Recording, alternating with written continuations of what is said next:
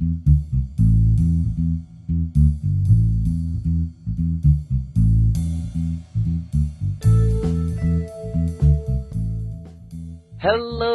Fearless Gamers, and welcome to another podcast here on Fearless Games. I'm Matt the Vet, and today I'm joined by...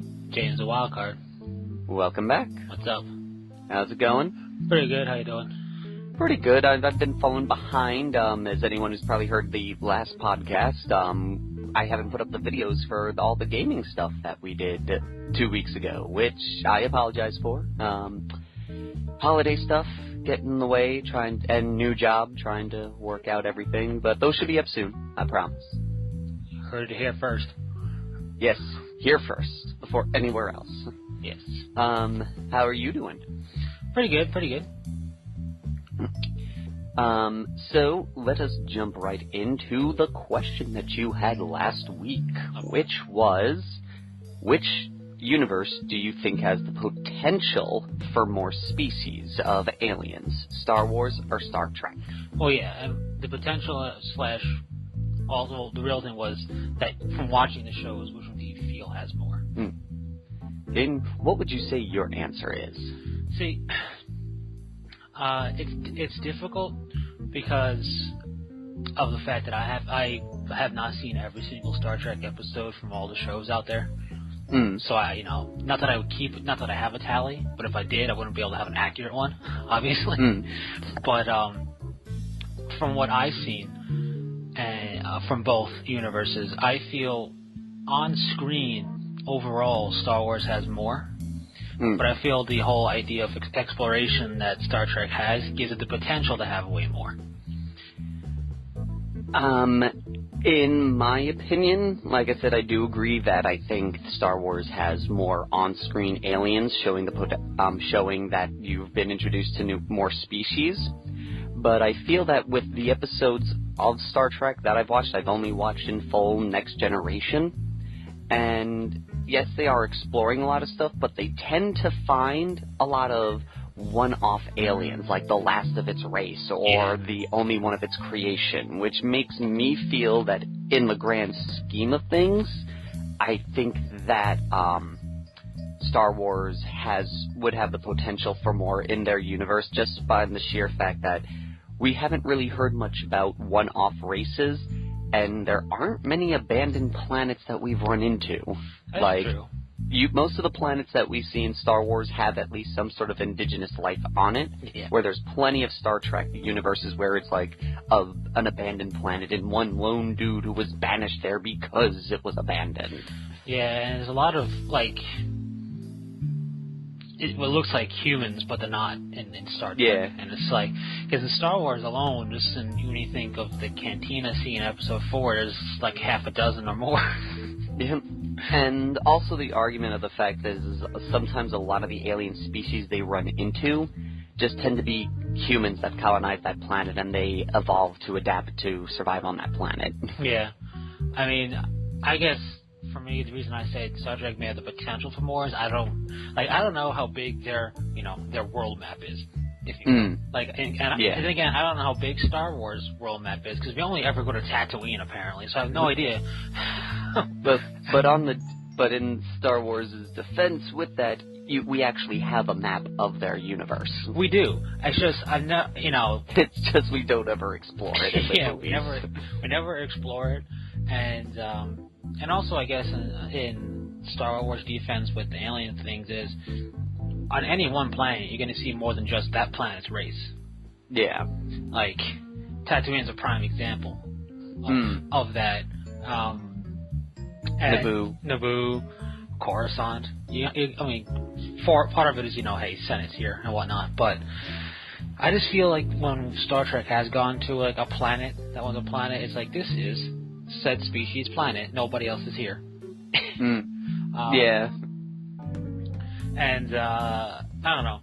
But yeah, my thought is I think Star Wars definitely has more from what I've seen. As far as the potential, I guess really it's a toss-up as anyone's game. But, because we don't know the exact limits of Star Trek's world map, or galaxy map, or whatever you want to call it. Yeah. And so, we've got a couple of interesting things going on right now. first off, I didn't know this. There's a Codex Space Marine Ultimate Edition for $250. Yeah, you know. There's 500 copies of it, and inside are 4 hardback volumes that delve into the glorious details on everything to do with the Emperor's finest. It's very cool looking. I'm not gonna deny that. It is cool looking. I wouldn't spend $250 for it though.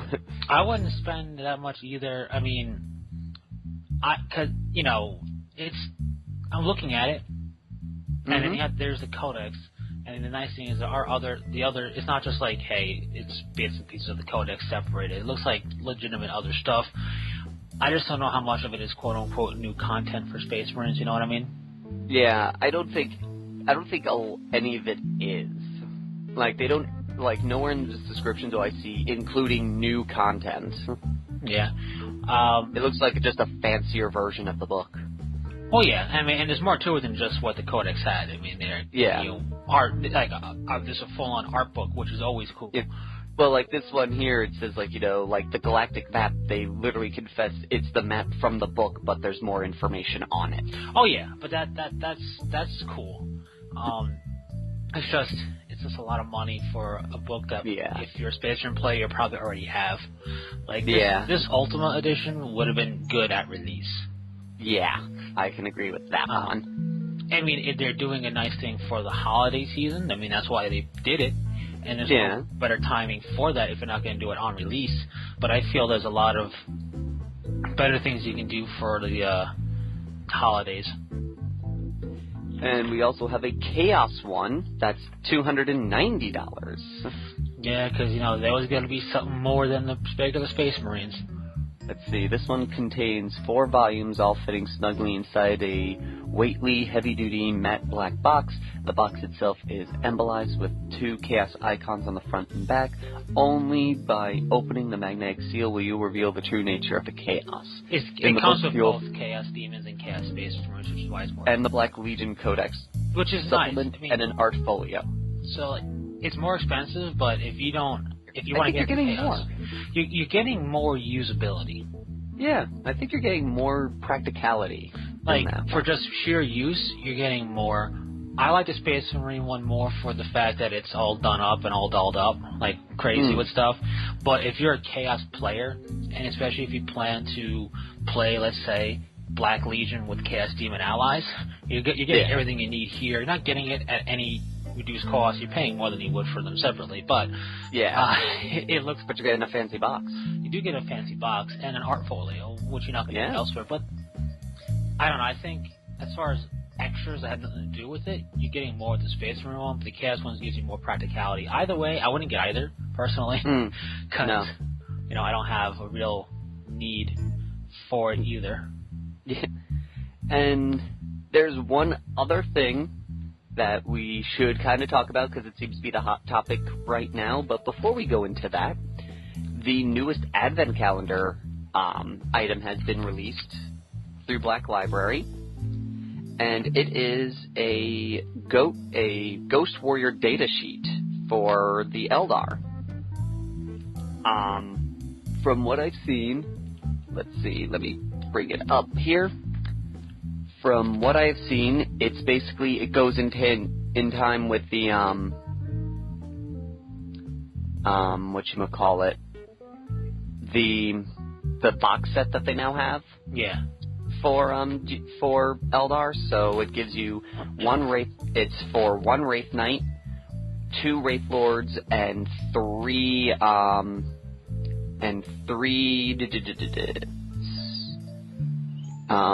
Wraith Guard units. And what you get with it is they get the Hatred spell.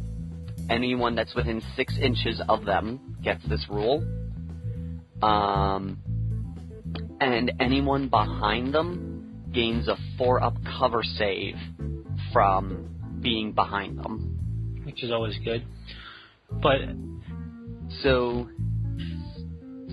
it's basically, that's from my understanding exact what it does to you. Like the cover save may be different, like because you get like a 5-up for being behind dudes. Something like that.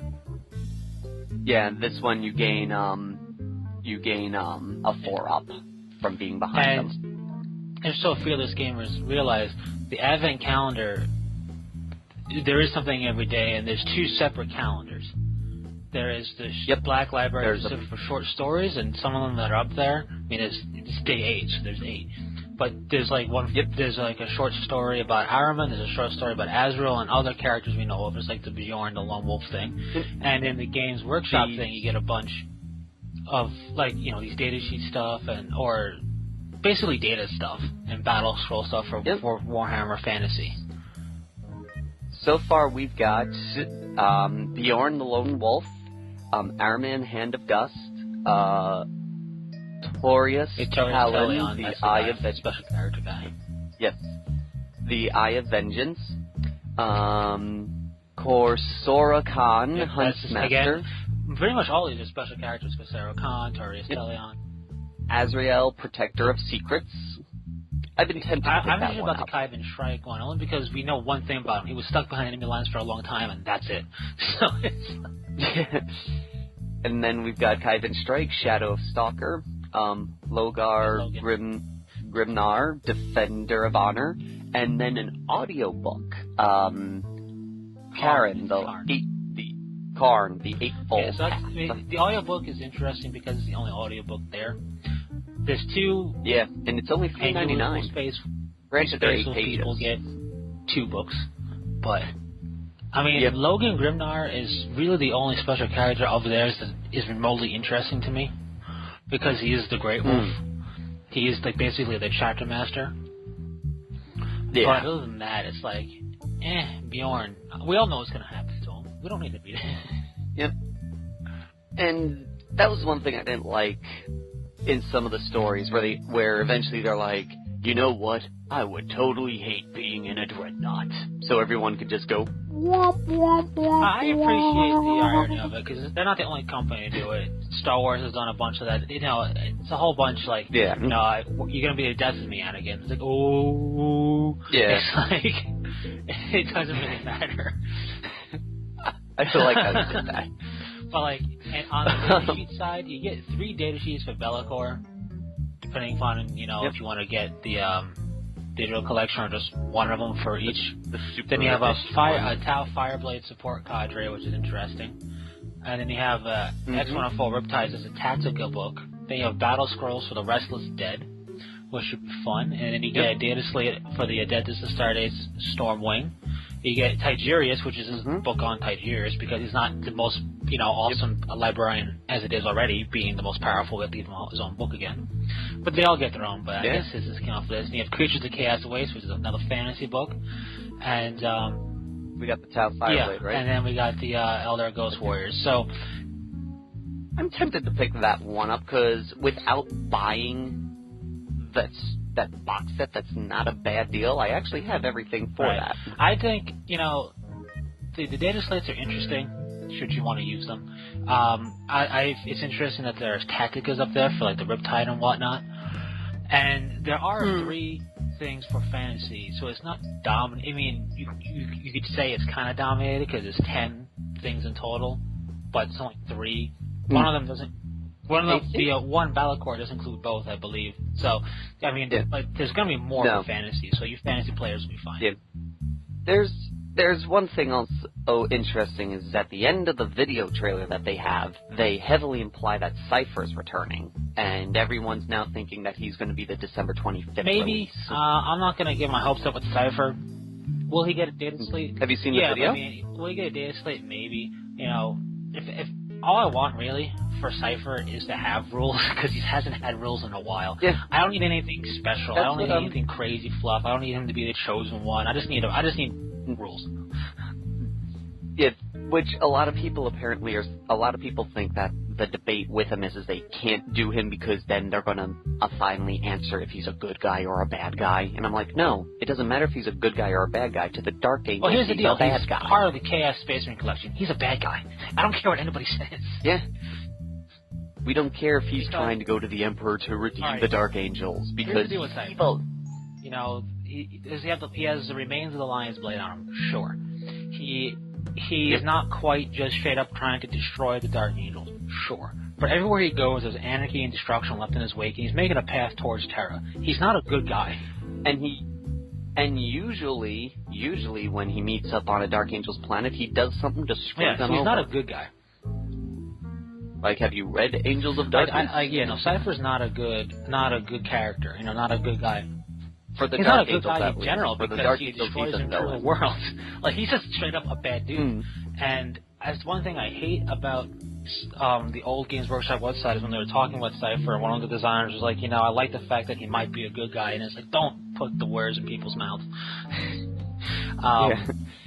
But no, honestly, as long as I don't make him something stupid savior-like in a data slate or whatever, it would just be nice for Cypher to have official rules again, because his model's always been available, and he hasn't had rules since, like, 3rd edition. He's had one 3.5 update. I actually have the White Dwarf where he got an update. Yeah, but he hasn't had any update. In a Codex, he hasn't been around since, like... Yeah, he hasn't made an appearance in a Codex yet. It would be cool, like, he just needs a data slate, maybe give himself some rule where he can upgrade, one, for like 5 points, you can make a Chaos model, a Fallen Angel type of thing, and they get, like, Hatred Dark Angels honestly, or something. He doesn't even need to do that. He doesn't need to do that, but, if they really, that's all they would need to do to make, to give, like, Fallen rules. Is just make Fallen have Hatred Dark Angels. If they really want to make Cypher something more than he should be, they should just limit. They should say you cannot take, whatever, Possess, let's say. You're not allowed to take Possess or whatever. And army led by Cypher has Hatred Dark Angel. That's all they have to do. Yeah. No Possessed, and there you go. But... And it's fairly obvious what his rule set would be. He would have the split, he would have the gunslinger rule, maybe give him split fire. And just give him a decent ballistic skill, because that's what he's supposed to be good at, and have his weapons count as a power weapon. Basically how he was. Yeah. The only thing that they'd probably redo is what happens when he's fighting a Dark Angel army. Even then, they might not. They might keep what it is. I mean, they basically have his rules in storage. All they have to do is update it for 6th edition. Yeah, no, I'm just saying, like, that's the only thing they may need to update, is because right now his rules are kind of, like, weird in terms of that. They might not, honestly. It might make it more streamlined reading. I mean, his model is old. His model could stand to be updated. Yeah. I've actually been planning on building my own. I do like his look, though. I like the skeleton on his torso. I like that. And his stance is cool. It's just that they need to if they re-sculpted him, he will look amazing. Yeah, I think they should do more like in the White Dwarf when they have him, because in the White Dwarf he's doing the whole pistols out in front of him, but his legs are posed in a way where it looks like he's running and shooting as he's running, which I think is a cool pose for him. Be a cool pose. I think his pose is fine as is. It's just clearly an old model, and he needs an update.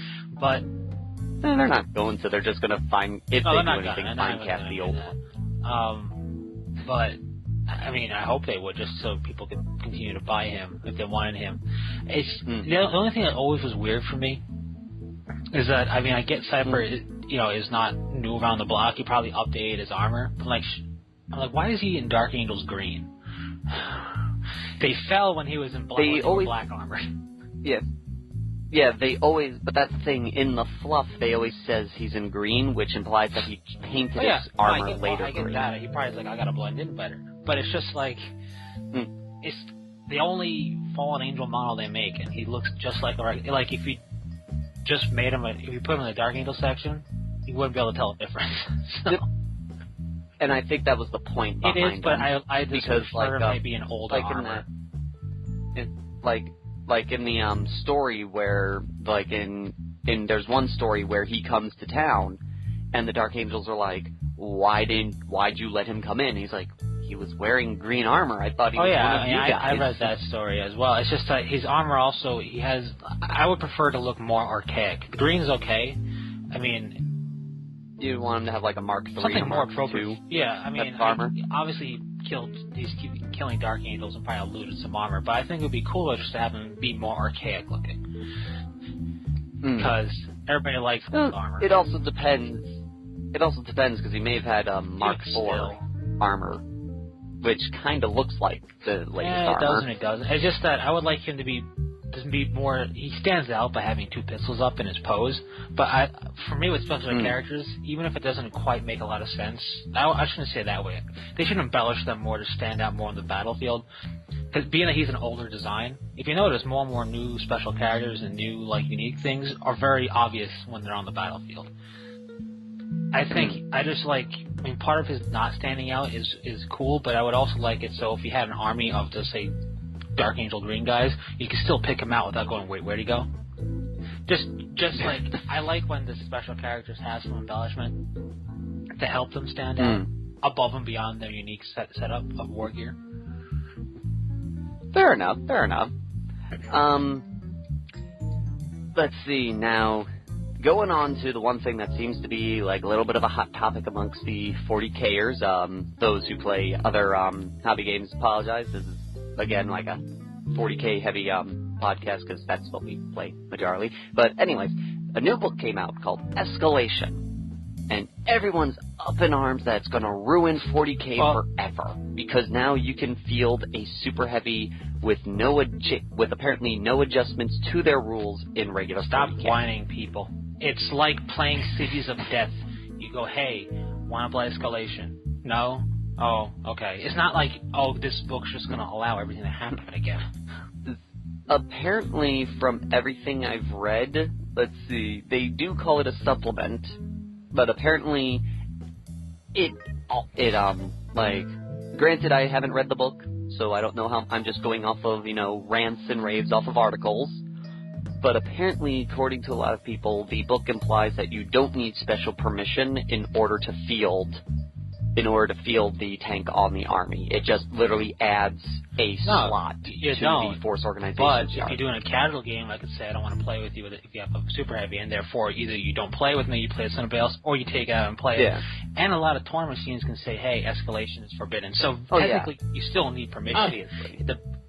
But that's why people just gotta relax. If they're really worried about, and really if the only reason they're worrying is the tournament scene, because if you're worrying for a casual pickup game, you're stressing out too much.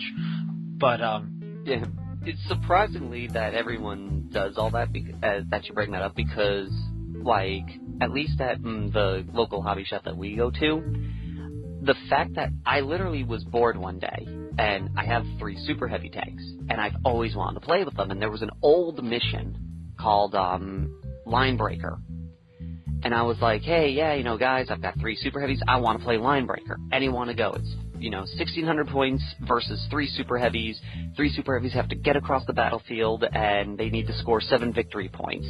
And half the people that stopped playing were like, you know what? I will play the game again just to play that mission, because that sounds overly ridiculous and silly and different. And that's the funny part about things like, I don't want to say like this book, but things that involve superheroes that people complain about certain things.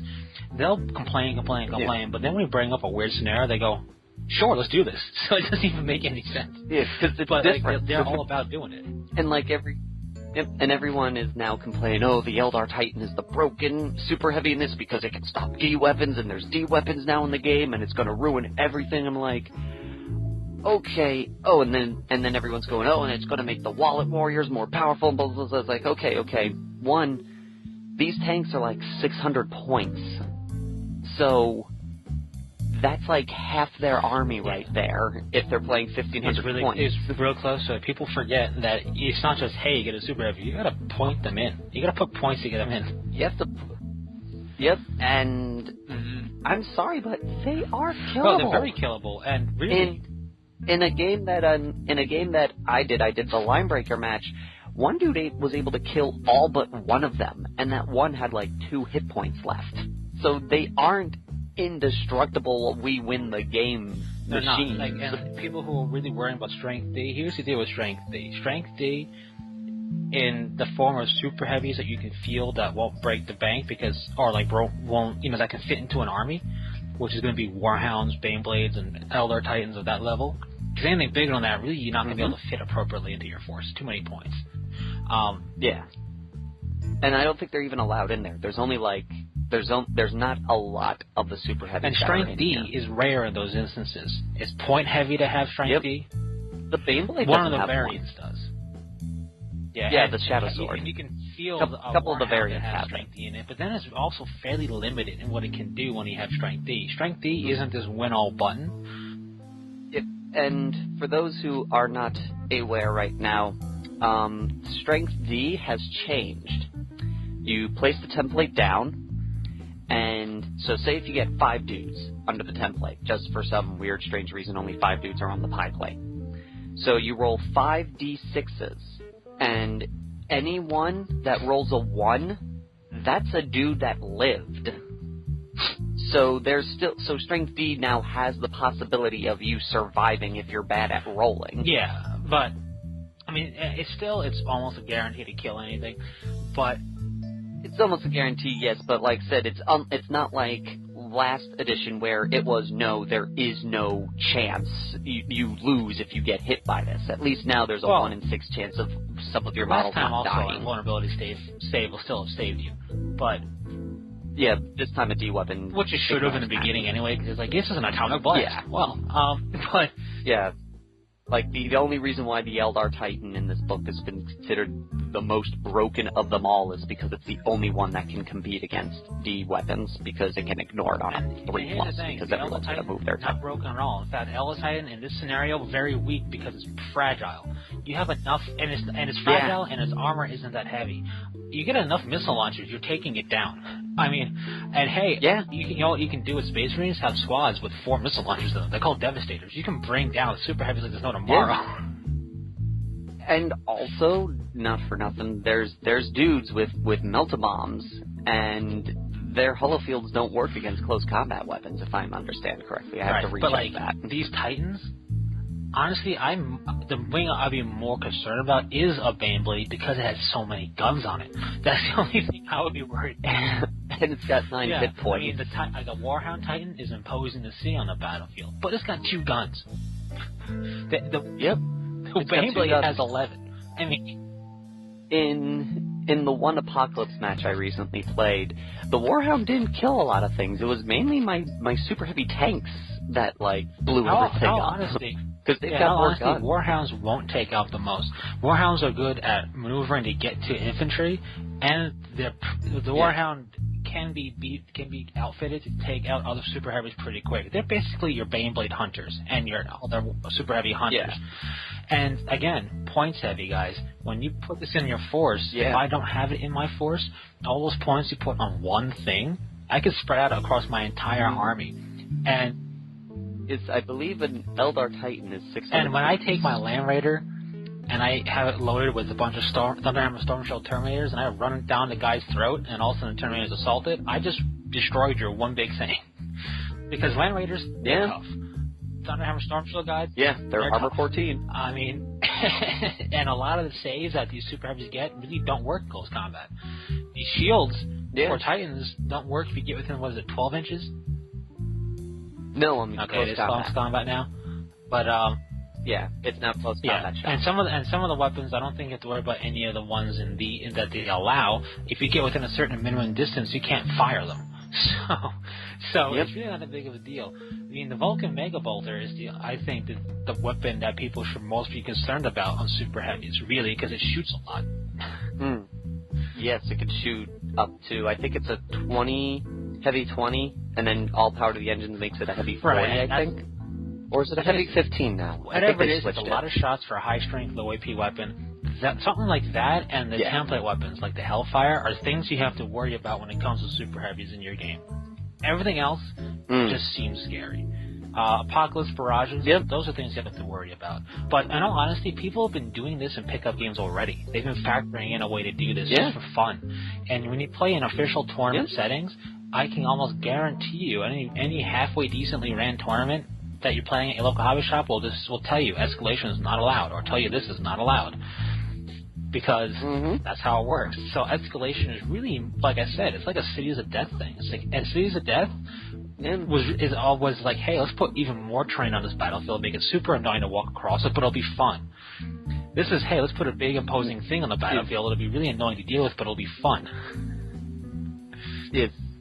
Yeah, like these are, yes, that's like one thing everyone's been, complaining about. Yes, they may be additional rules for 40k, so like they're added on to it, but how many people do you really think are going to use these rules? Yeah, because first off, hey, you need to have the super heavy. Yeah, you need the super heavy, and you need to be in a big enough game to justify throwing this thing in. Like there's one person I play with normally. He can only, right now, because he's slowly building his force, because he has no job, I believe, right now. No, he does have a job, but he doesn't get paid a lot. He only does, we only do like 1,300 point games. I'm not going to waste 600 points on a super heavy for a 1,300 point game. That's just silly. It's silly, and, it's weird because nobody's making as big a stink about the Stronghold Assault, which is the same thing but with strongholds. Because everyone I think it's because everyone feels it's balanced because everyone can use everybody can use the other one too. In order to play a Stronghold Assault type of game, you have to have those strongholds. You can't just say I have it. It's the same concept, easier to get. And I've played in missions where you can use things like these strongholds, not quite those that are in these books, obviously, but what are allowed. And I'd say that's more of a chore than fighting against a super heavy. Because it's not just, hey, super heavy. It's a thing that's giving a bonus to their army because they can hide in it and use it for cover, and it shoots back at you. Yeah, and also you do get benefits for facing one of these Lords of War. What was it? You get you get a +1 to something if your opponent fields a super heavy. So it's not all, yay, I get everything and you get nothing. Like, they do get it. Yeah. Let's see. Oh. Gives you to contain a free and attempt to bring big guys. If you're already glaring, yeah. Let's see, no, I can't read it, but there is a special rule, like, if your opponent is fielding a Lord of War, you gain this. And also, don't forget, guys, super heavies are big. That means you're going to be able to shoot it pretty quickly, and it's not going to be able to exactly hide. So, the Stronghold Assault, I would say, would be more of a challenge than a super heavy, personally. Because, alright, the Stronghold's shooting at me. The Stronghold is giving cover to the army, plus whatever other special rules it gives. Maybe it lets them reroll fail rolls to hit because it's got something in it. Or maybe it lets them reroll fail rolls to wound or armor pierce. Like Cities of Death made Strongholds do. Whatever it does, that to me is more than just having a big bad on the battlefield. Because you put the right squad in a Stronghold, and all of a sudden you're gunning down everything. Updated rule. It comes with new art and timeline entries conveying horror of siege war in the 41st millennia, 17 fortification data slates for the full range of Warhammer 40k scenery that can be used by any Warhammer 40k army, updated rules for buildings and fortifications for games for Warhammer 40,000, additional rules for weapons and battlefield debris, includes 3 new siege war missions that can be played instead of the Eternal War missions in the Warhammer 40k rules. Yeah, and, which is cool. The one thing I will say that I think Games Workshop dropped the ball on with Stronghold Assault, they didn't build it up enough. And by that I mean I think Stronghold Assault should have been a semi-major release, incorporating new terrain for alien strongholds. Like, I would love to see a Tau kit, or an Eldar kit, or even like a Tyranid bio-corrupted thing on the, something, or more orc stuff. Like, this could have been the entryway to give us alien terrain. I would love for the Eldar portal that's like in every Eldar photo display. That's my point. Like, this could have been the entryway to do something to that scope. And unfortunately, it didn't happen. I don't know if it will ever, but that could have definitely been something. Because there's not just Imperial strongholds. There's Eldar stuff. There's Tau. Tau would have been fantastic. Especially considering they're expanding. Of course, they're gonna have strongholds. But or Nids. Think of Nids. Something would have been good. Even Orc, cool. because heck, Orc stuff can just be Imperial things that are rusted and ramshackled together. But We didn't get that, which is fine. Not that big of a deal. Have you seen? This isn't 40K, but have you seen the stuff from Mantic recently? There's a game called Dead Zone. Don't know much about it. Don't care to, honestly. Nothing against Mantic. It's just, whatever. But there's this one group called the Enforcer Faction. They look amazing. I really like the way these Enforcer guys look. So, I have no idea what Dead Zone is, anybody? But it looks pretty good as far as... The Enforcer Faction with the little robot dude? The Enforcer Faction, it looks pretty good. They're elite. They're basically a corporation's elite. And Dead Zone, from what I could tell, it kind of looks like a close-in game, not quite Space Hulky, not quite like a regular game. Something more like a skirmisher. Yeah, which skirmish game, I like those things. I like those. And the Dead Zone guys just look really cool. They do look pretty interesting. Just wanted to point that out there. I like to see cool-looking things that aren't blatantly just copying something, and they're not blatantly copying anything. I can definitely see some inspiration from things like Crysis, from things like Halo a little bit, even from 40K. Not saying that they stole anything, just having swords. Really, it's really it. Well, swords mean 40K. When you're in a gigantic power army of a sword, to me that screams 40K.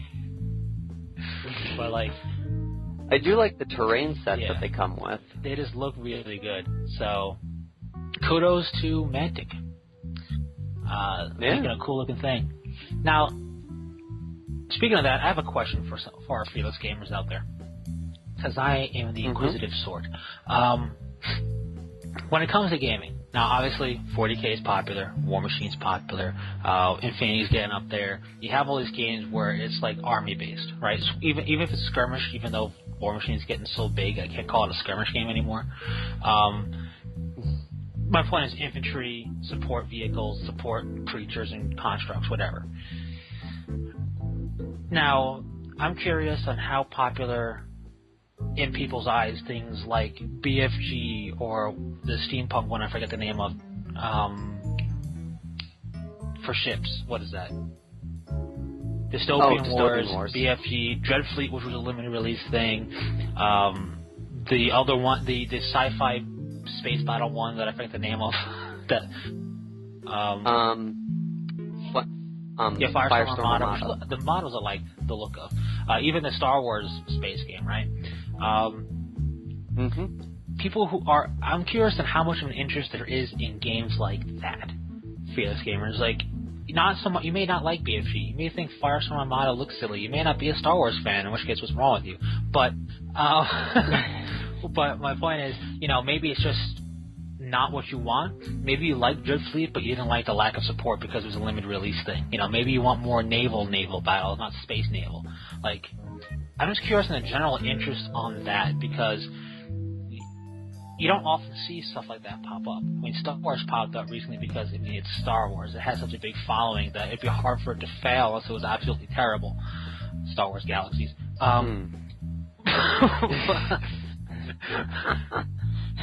Bitter much? Maybe you sad. Maybe you want something in World War II. Maybe you actually want to do the battleship battles. So I'm curious to see, and I think I know that you have an interest in those games, clearly. Yep. And I have an interest in them as well. I'm just curious on the interest, and are people more interested in sci-fi, modern, or fantasy? Because you don't see too much of that popping up, and I think it's kind of a shame, because those things can be really narrative without having special characters and down to the one unit trying to hold off against the entire army, because it was a ship instead of one guy. But it does hold a pretty good narrative.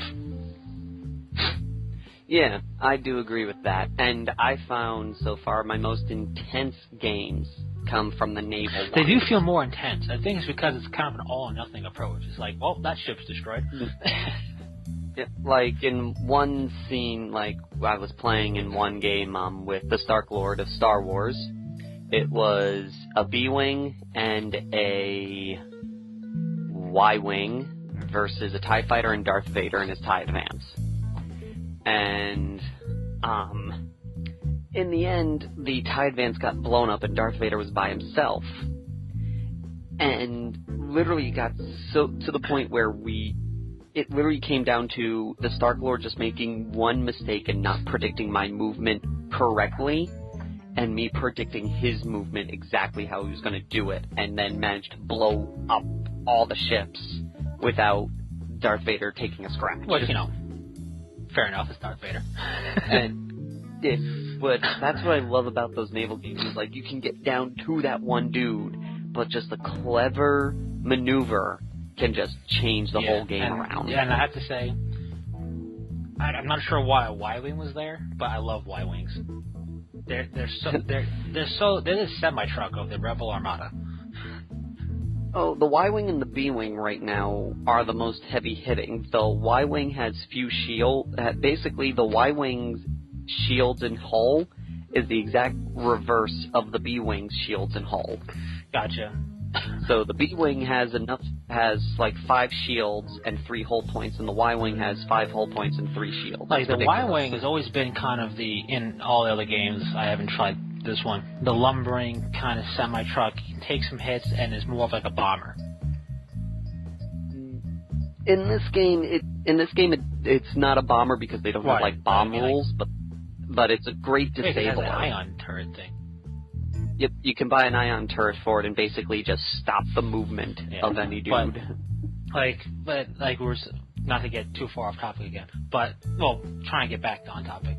Anyways, but yeah, there's a lot of close narratives. I mean, when I played BFG, the few games I were able to play, it had more of a, even if it didn't feel as particularly, let's say, straight up desperate, it did have more of a narrative to it than a lot of my 40k games. I mean, the most, I guess, desperate feeling and narrative I've had was 40k with my Deathwing when I was, before Necrons got new rules and I was trying to just wipe them out, and it took a while, but I was able to do it. That felt like really cool.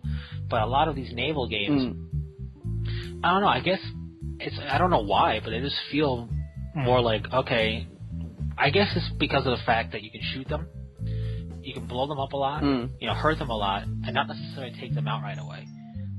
And it's like, that ship is still a threat because it's not gone and the weapons aren't disabled. Like, there was one game, one person, the Afterimage Dan, the guy that did the Eldar effects for our Dornport video, he had a game where one cruiser suffered like 7 critical damages and was still going. And you know what? That brings me in mind to BattleTech. I haven't done much past the tutorial game in it a couple of times, but it has the exact same feel. Like in BattleTech, it's like, I just shot this mech a lot, but, the shots aren't that precise. And I wasn't using the full rule, so I wasn't able to specifically aim for a particular target. But, I could unload a fairly deadly salvo and pepper the entire body of the mech, hit the right arm, the torso, left torso, right torso, so all that stuff, and do damage, but none of it mattered because it was a pepper spray. And then, I blew up a mech's arm, but it kept coming because it had a weapon, it had weapons everywhere else.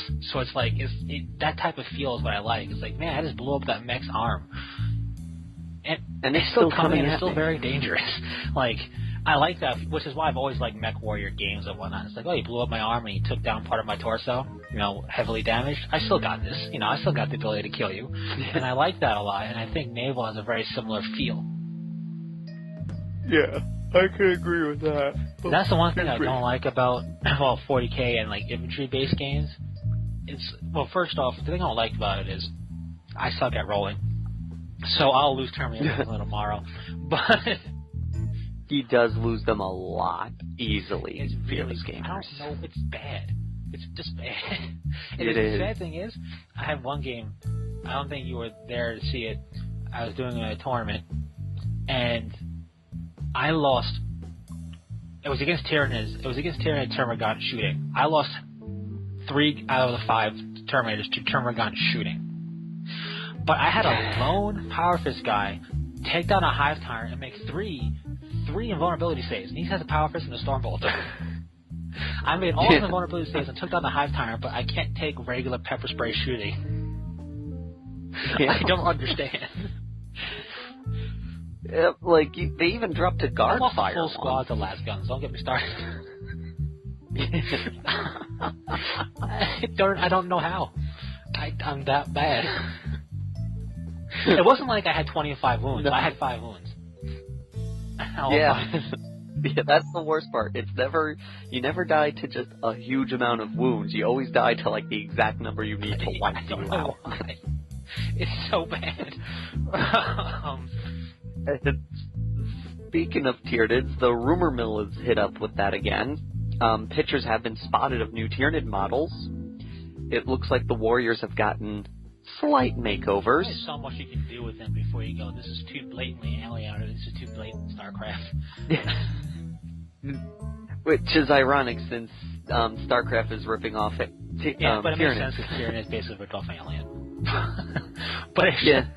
Which, well, actually, from what I've heard, the rumor story is, I've never gotten any confirmation reports on this, but the rumor was that StarCraft was supposed to be a 40k game, and GW at the last minute dropped the project, and Blizzard was like, no, we're not dropping this, and then they just altered the models a little bit and changed the names.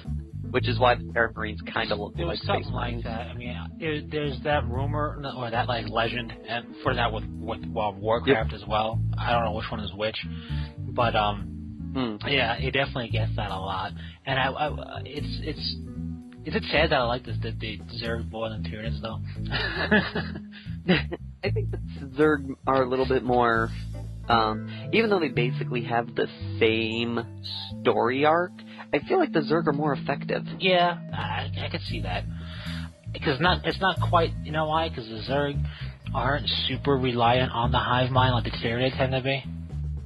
Like, yeah. Because if they lose the hive mind, that's they're screwed. Whereas the Zerg can kind of still operate. Quick random side note, basically, because we're talking about Alien, you know, is what Tyranids ripped off. So, like, you know, it's kind of like that whole thing. A random side note has nothing to do with any of this. In Sonic 3 and Knuckles, I don't know if it's been confirmed, but some of the soundtrack was made in conjunction with Michael Jackson. Yeah, this is a quick thing. I don't know why that reminded me of that, but it did, and I had to get it out of my head. So there you go. But there's talk that the Nids are going to run with 4 points a model on the regular Gromps, and you can have up to 30 of them in a squad. And they have like 1 and 2 point upgrades, kind of like the old Biomorph table. Oh. And certain weapon upgrades can be gotten for every 10, so they can have like 3 special weapon heavy dudes, and they can get like toxic sacks give them poison in close combat, and toxic glands give them poison in range combat. And so it looks like the rumor mill is saying that there's going to be a lot of customizability with the Gromps. That'll be interesting. Now, I do have to say, with the current Tyranid Codex, though, a lot of people kind of were upset by it. I liked it. I got slaughtered by it. I don't see why people have a problem with it. I've had tough battles against it. Luckily, I was able to win. I don't know how, but somehow when I played Tyranids with my Deathwing, I can win. Anything else? I mean, like, and Grey Knight. You did school that Grey Knight army. Yeah, we won't get into that guy, but yeah, I did school that Grey Knight army. But the Tyranids, I like their current codex. What I would like to see them be is get back to being kind of how they were when they first came out, more unique feeling. Like, I like to see more evolutionary trait upgrades, things that maybe, like, for example, first off, is like Chimera still amphibious for Imperial Guard? I think some amphibian stuff for Tyranids. You know, move through difficult to ignore water terrain. Water terrain like normal. I understand a more insectoid feeling, but it just feels like it would make sense. You know, there's got to be a bunch of water planets. Yeah, like, I like to see something like that. I like to see more like strain trait upgrades for the entire army, where you can use, or like you can take for squads. Like, hey, this squad can now move through water like it's normal terrain. This can move through forest like it's nothing. You know what I mean?